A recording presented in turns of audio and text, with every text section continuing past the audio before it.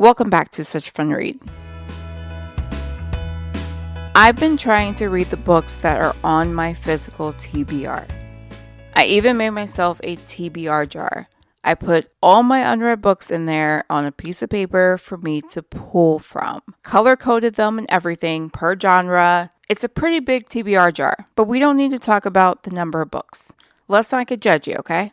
I do, however, want to talk about the books that I've been reading for the last couple months. I've definitely been more in a reading mood lately than I was earlier this year, so I definitely want to talk about these books. And I'll give them a bit of a rating. So the rating system I used was created by the Book Roast.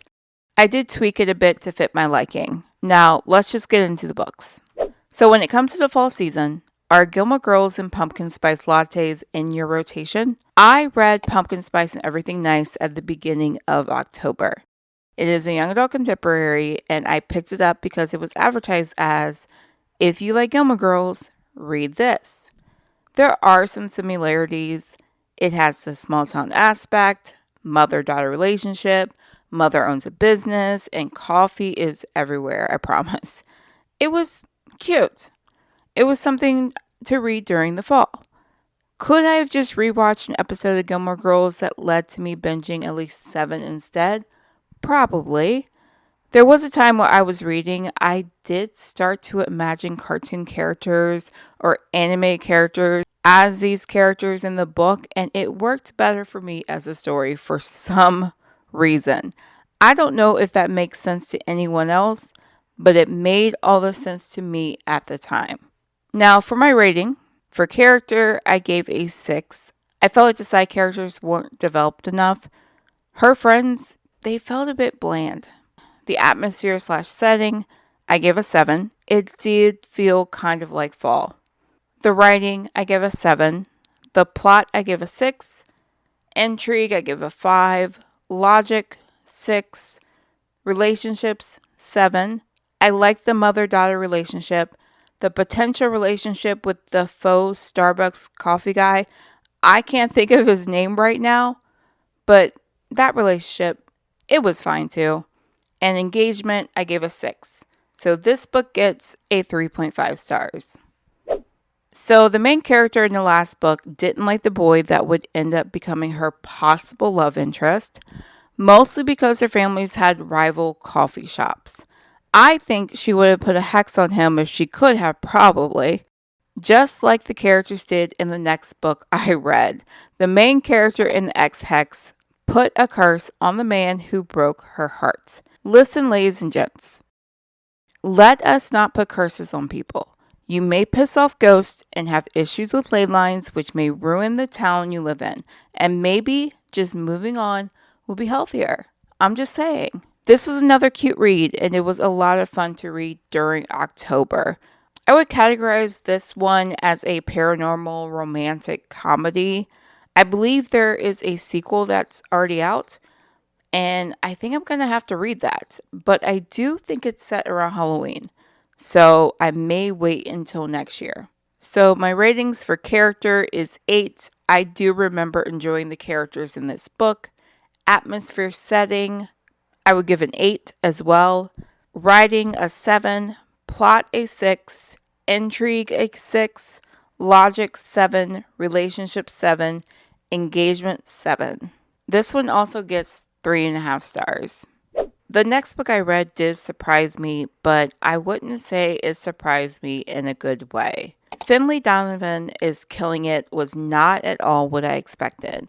It is an adult mystery. I honestly don't know exactly what I expected from it, but I felt like it wasn't what I read. I may have gone into it with too high expectations. I did empathize with the main character early on, a single mother who had to deal with her pain in the neck baby daddy and his wife or fiance, whatever she was. She was not nice. And then she gets mistaken for a contract killer, but the book kind of lost me. I stopped empathizing with the main character at some point. It was honestly just waiting for her to be put in jail. There is a cliffhanger at the end. I'm curious, but I don't think I'm curious enough to continue on in the series, at least not anytime soon. So as for my ratings, character, I give a 6. Atmosphere, setting, I give a 7. Writing, a 6. Plot, a 5. Intrigue, a 6. Logic, a 5. Relationships, a 4. I didn't really like any of the relationships in the book. And then engagement, a 5.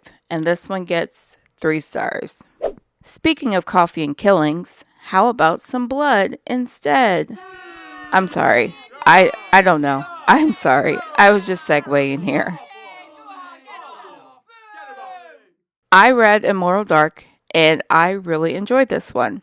It is a young adult fantasy. Our main character is looking for her sister and she believes that sister was taken by a vampire, the same vampire that is bound to her family.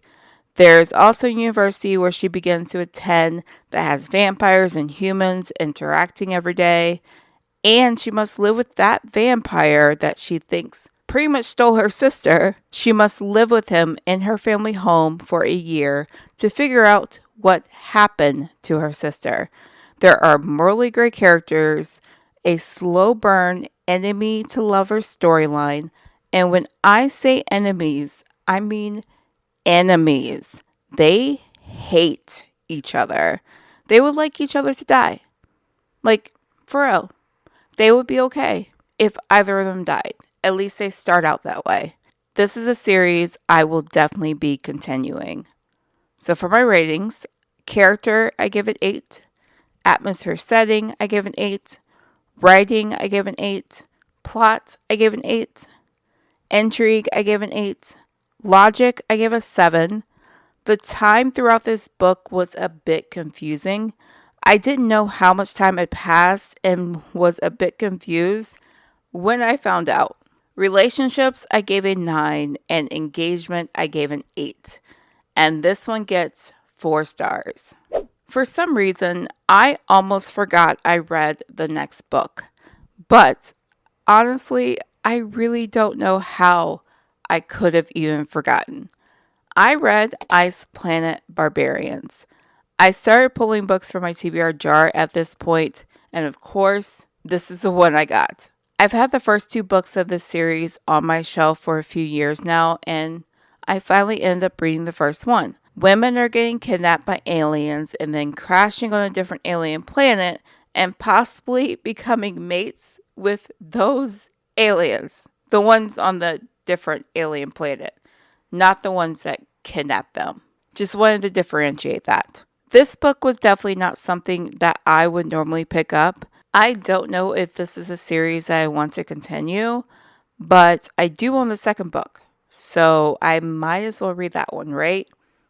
Maybe. We'll see. This book was definitely an experience. I mean, the way our main character was greeted by the alien was a way to greet someone, I guess. It was not a way that I think I would ever read someone greeting someone. So, there's that. For my ratings, character, I give a 6. Atmosphere, setting, 6. Writing, 6. Plot, 5. Intrigue, 5. Logic, 5. Relationship, 6. Engagement, 5. And this book gets 3 stars. So after reading that one, I picked up The Black Witch. This one was another ride, and in a different way. And I am still trying to figure out how to talk about this book. I feel like I could talk about this book for quite a while. But I also don't want to talk about this book because I don't think I want to market it. This is a young adult fantasy. There is a university. There are different races of magical people / creatures that attend this university. There is also a lot of prejudice. And honestly, reading this book during election week this year was a choice that I made. I do not believe I'm going to continue with this series. And for my ratings, characters, I give a 3. Everyone honestly felt younger than they were supposed to be, especially the bullies. Actually, when you come to think of it, a lot of the characters were bullies. I mean, the main character was pretty much a bully. So there's that. Atmosphere setting, 3. Writing, I give it a 5. Plot, 4. Intrigue, 4. Logic, 3.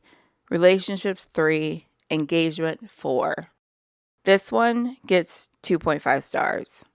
Let's move on to the next book I pulled from my TBR jar before I think about that one anymore right now.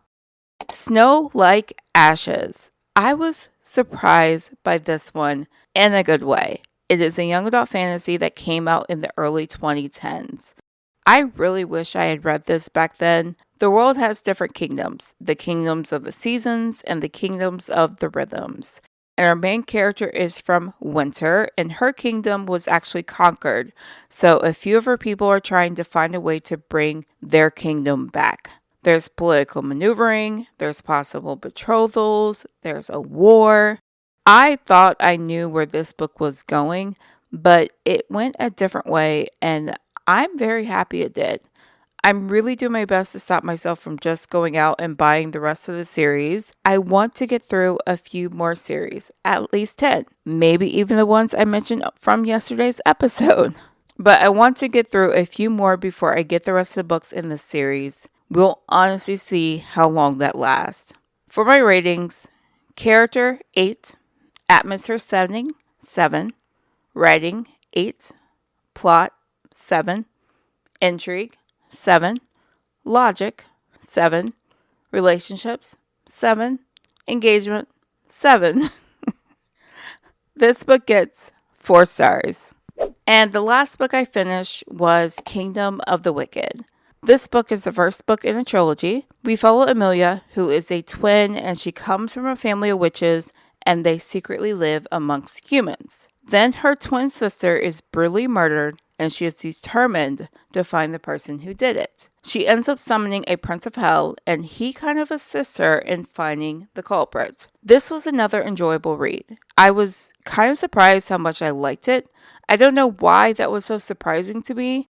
Maybe because it's been on my shelf for a while. It's been on my shelf since, I believe, 2020. And it is also another book where I am stopping myself from getting the next book in this series just yet. Now for my ratings, character 7, atmosphere/setting I gave a 6.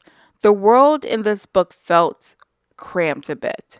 Maybe that was on purpose. I don't know. Hopefully it opens up in the next one. Writing a 7, plot a 7, intrigue a 7, logic a 7, relationships a 7, and engagement an 8.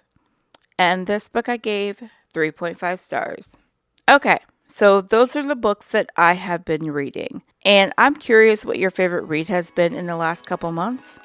Just let me know. Immortal Dark and Snow Like Ashes were my favorites from these reads. Now, thank you so much for listening. Don't forget to subscribe so that you don't miss new episodes, and we'll speak soon.